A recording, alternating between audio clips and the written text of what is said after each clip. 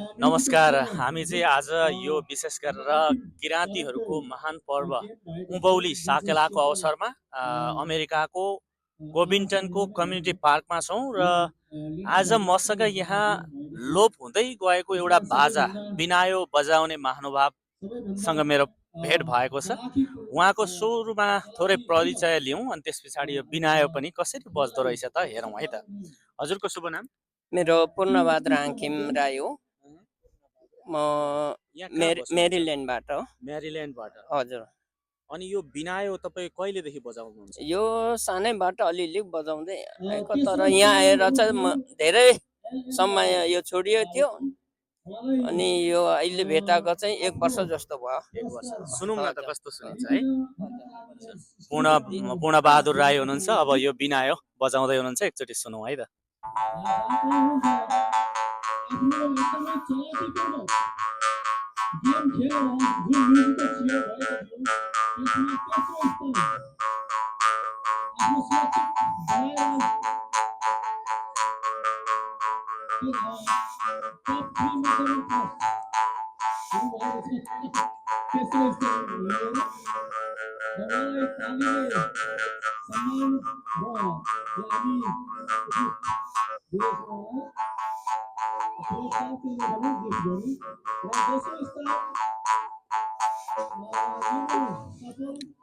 धेरै धेरै धन्यवाद छ। Thank you so much. धन्यवाद छ धेरै। हस्, थ्याङ्क यू सो मच। यस्तै लोप उन्मुख कार्यक्रमहरू, बाजागाजाहरू, वेशभूषा, भाषा, संस्कृतिलाई लोप हुन दिनु हुँदैन भन्नका खातिर पनि हामीले यो भिडियो तयार पारेका छौँ। Thank you so much. नमस्कार दर्शक महानुभावहरू, हामी यतिखेर किराँतहरूले आयोजना गर्नुभएको उँभौली साकेला पर्वको विशेष अवसरमा आज हामी अमेरिकाको वासिङटन स्टेटको स्याटल नजिकै यो कोभिन्टनमा कम्युनिटी पार्कमा भेला भएका छौँ र हामीसँग यतिखेर किराँत कम्युनिटीका प्रेसिडेन्ट टेक सुब्बा हुनुहुन्छ। यहाँलाई स्वागत गर्नु। स्वागत छ तपाईँलाई। नमस्कार।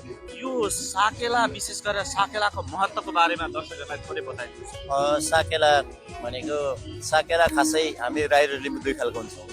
दुई खालकोमा साकेला गर्ने किराँत राई यायखा हो, तर हामी लिम्बू र राईको त्यो भिन्नता हुँदैन। हामी दुइटै किराँत भएको कारणले गर्दा हामी यहाँनिर कोभिङटनमा, अहिले यो वासिङटनको कोभिङटनमा गर्दै गरेको चाहिँ हामी राई र लिम्बू मिसिएर गर्ने हो, किनभने यहाँनिर हामी कम्ती छौँ, हाम्रो जन परिवार, त्यसले गर्दा हामी दुइटा मिसिएर गर्छौँ। हामीले गर्दाखेरि यहाँनिर साकेला पनि गर्छौँ अनि हामी माङलाङ केलाङ सेवा पनि गर्छौँ। माङलाङ केलाङ यता लिम्बूपट्टिको पर्यो अनि साकेला भनेको राईपट्टिको पर्यो, तर अहिले हामी दुईपट्टिकै गर्छौँ। अब यो किन गर्छौँ त भन्दाखेरि जब वैशाख लाग्यो, वैशाख नयाँ साल पनि एउटा कुरो, हाम्रो नेपाली साल पनि फेरिन्छ। अर्को कुरो हाम्रो किराँतको छुट्टै साल पनि छ, 2085 साल पुगिसकेछ। अब त्यो भएको कारणले गर्दाखेरि चाहिँ हामी चाहिँ यो साकेला अथवा चाहिँ उँभौली, यसलाई भन्छौँ, विशेष गरेर उँभौली हो, किराँतले गर्ने उँभौली हो। त्यो उँभौलीको एउटा चाहिँ ब्रान्च हो साकेला भन्ने। यो विशेष गरेर उँभौली किन गर्छौँ भन्दाखेरि अब यो बर्खा लाग्यो, उँधोतिर गर्मी पलायो, यो गर्मीमा देउ देउता पनि बस्दैनन् अरे गर्मीमा। ऊ सिद्धितिर जान्छ, सिद्धि भने हिमालतिर, चिसोतिर। त्यो हिमालतिर जान्छ भनेर चाहिँ यो जानेलाई उसलाई एउटा भनौँ एउटा स्वागत गरेको, हामीले उसलाई स्वागत गरेर अब तिमी हिमालतिर जाँदैछौ, हामीले आशीर्वाद दियो भने हामी प्रार्थना गर्छौँ खासै गरेर। अब त्यस्तै गरेर मङ्सिरमा उँधौली गर्छौँ हामी। तर अब यो अमेरिकाको ठाउँ वासिङटन स्याटल समयको धेरै हामीलाई समय मिलाउनु, धेरै समयको चाहिँ थोरै समयमा चाहिँ हामीले पाउँछौँ, सबैले काम गर्नै पर्यो। तर जसरी पनि हामी सालमा 1 साल यो वैशाखै गर्नुपर्ने, तर अहिले लाग्छ मलाई जेठ लागिसक्यो, तर पनि यसको पर्व चाहिँ त्यही हो, उँभौलीकै पर्व। त्यही त, पक्कै पनि यो 7 समुद्र पारी आएर पनि नेपालीहरूले जुन रूपमा आफ्नो भाषा, धर्म, संस्कृति, कलाहरूलाई जगेर्ना गरेका छन् र पुस्तान्तरण पनि भइरहेको हामीले देखिरहेका छौँ। पछाडि ब्याकग्राउन्डमा अब कार्यक्रम चलिरहेको छ होइन, यही किसिमका वेशभूषा, नेपाली पहिचान झल्किने किसिमका, यो देख्दाखेरि पक्कै पनि एउटा गर्वले छाती फुलेको पनि छ। तपाईँहरूको यसमा महत्त्वपूर्ण योगदान पनि छ।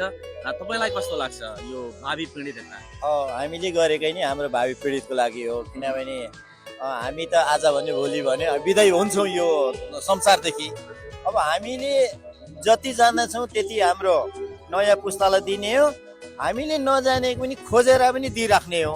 अब ग्रहण गर्नु र नगर्नु त्यो नयाँ पुस्ताको उनीहरूकै उसमा पर्यो। तर पनि अहिलेसम्म हाम्रो नानीहरूले धेरै थोर लिनै रहेको छ। किन भन्दा यो सबैभन्दा ठुलो कुरो हुनु त एउटा कुरो यो धार्मिक उसमा नि पर्छ। तर धर्म भन्नु नै के हो भन्दा चिनारी हो, मलाई लाग्छ चिनारी हो। अब एक ठाउँ ढोल बजाएर त्यहाँनिर धामी उफ्रिरहेछ भने त्यो पक्कै त्यो बाहुनको घर भन्दैन। ढोल बजाउनु त बाहुनको घरमा त हुँदैन, त्यो राईको घर रहेछ नि त। ढोल बजाएर धामी उफ्रिरहेछ भने यसरी चिन्छ, आफ्नो पहिचान।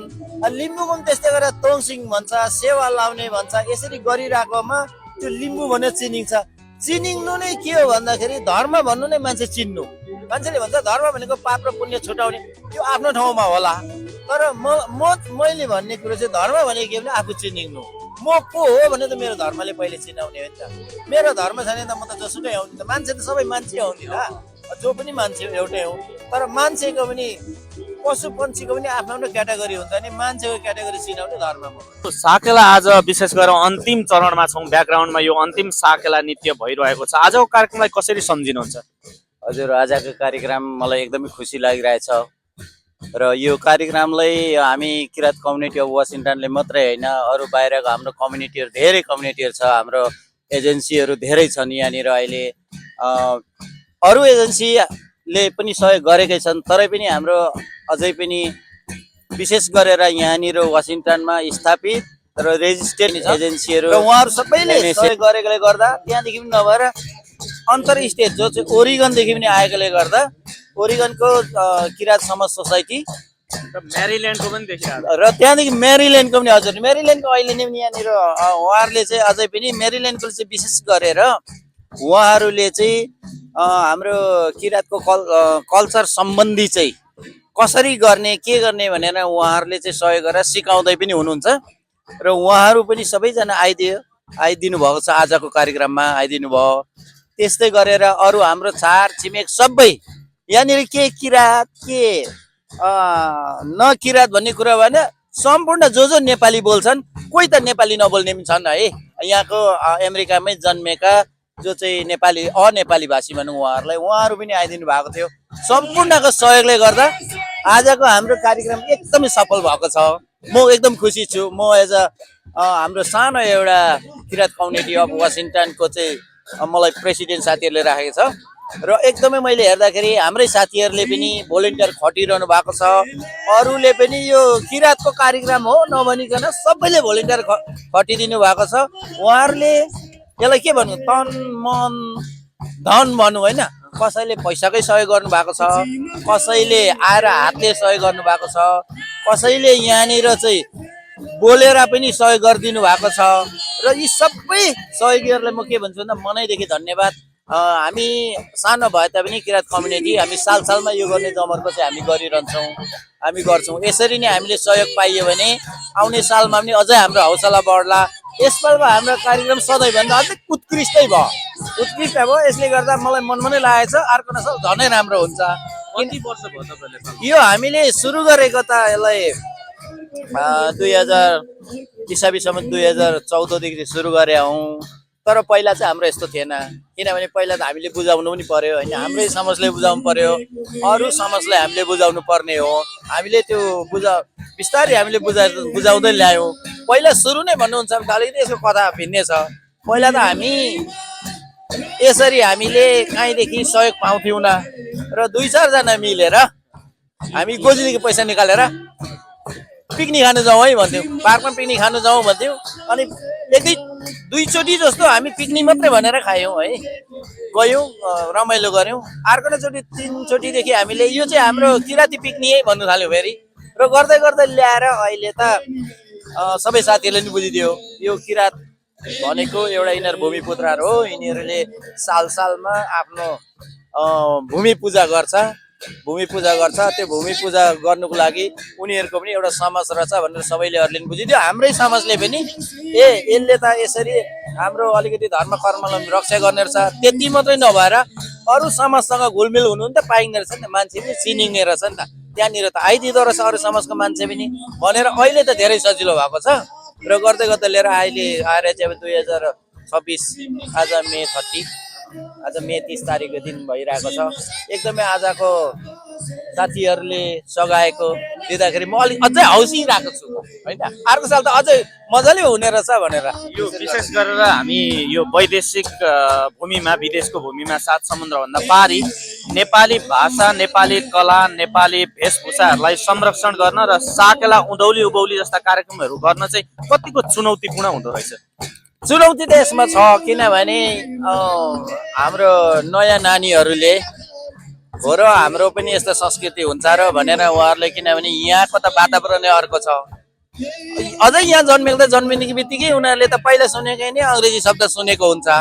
आफ्नो भाषा त वर्ष घरमा नै नबोल्नु भए सजिलो हुन्थ्यो भन्ने खालको भइरहेको हुन्छ। एउटा त्यता त्यसले त्यो हाम्रो नानीहरूलाई बुझाउनु एउटा चुनौती भयो। अर्को के भयो भन्दाखेरि यो भनेको यो हाम्रो यसरी गर्ने पहिलादेखि परम्परा गर्ने देश होइन है। हामी यो देशको लागि, यो सरकारको लागि हामी नयाँ पर्यौँ र उनीहरूले पनि अब्जर्भेसन हामीले गर्छ। उनीहरूले पनि हेर्छ, यिनीहरूले के गर्नु खोजेको हो त? यिनीहरू त भर्खरै बसाइ सरुवा भएर आइपुगेका हुन् यहाँनिर, तर यिनीहरूले यो गर्दैछ भनेर सरकारसँग पनि समन्वय गर्नुपर्ने रहेछ। त्यसैले गर्दा हामीले के गरेको छौँ भन्दा अहिले चाहिँ दर्ता गरेको छौँ यसलाई, ताकि दर्ता गर्नुको उद्देश्य चाहिँ के हो भन्दा हामीले अब दर्ता गरेर हामीले चाहिँ खुसी साथले गर्नु पाइन्छ भन्नुभन्दा पनि दर्ता गरेपछि सरकारले पनि त्यसलाई चाहिँ लिगली देखेपछि हाम्रो मुख्य उद्देश्य नै भाषा संस्कारलाई बचाउनु सजिलो होस् भन्ने हो।